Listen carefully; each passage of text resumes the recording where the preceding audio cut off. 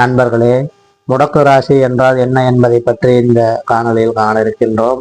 அந்த வகையில் எந்த லக்னத்தில் பிறந்தவர்களாக இருந்தாலும் அவர்களுக்கு சூரியன் என்ற நட்சத்திரத்திலிருந்து ஒரு குறிப்பிட்ட ராசியானது முடக்கு ஸ்தானமாக வரும். அந்த முடக்கு ராசியின் மூலமாக என்ன பாதிப்பு, என்ன பலன் என்பதை பற்றி இந்த காணொலியில் பார்க்க இருக்கின்றோம். அந்த வகையில் லக்னத்திற்கு 3ஆம் இடம் என்று சொல்லப்படும் சகோதர ஸ்தானம் முடக்கு ஸ்தானமாக இருக்கிறது என்றால், இந்த சகோதர ஸ்தானம் என்ற 3ஆம் இடமானது இளைய சகோதரன், மாமனார், சிறுதூர பயணம், முயற்சி ஆகியவற்றை குறிக்கக்கூடியதாகும். ஆகவே இந்த 3ஆம் இடம் முடக்காக இருப்பவர்களுக்கு சிறு தூர பயணங்களில் தடைகள் ஏற்படும், மாமனார் வரை உறவில் பிரச்சனைகள் ஏற்படும் மற்றும் உடன் பிறந்த இளைய சகோதரர்களால் சில பிரச்சனைகள் ஏற்படும். அதனால் இந்த 3ஆம் இடம் முடக்காக இருக்கக்கூடியவர்கள் தங்களுடைய இளைய சகோதரர்களுடைய விஷயத்தில் கொஞ்சம் தள்ளி இருப்பது நல்லது. அவர்களுக்கு நான் முன்னின்று நானே தான் எல்லாவற்றையும் செய்வேன் என்று நீங்கள் செய்வதற்கு தெரிந்தால் அதன் மூலமாக உங்களுக்கு அவமானமும் அவப்பெயரும் ஏற்படும். ஆகவே எச்சரிக்கையாக இருங்கள்.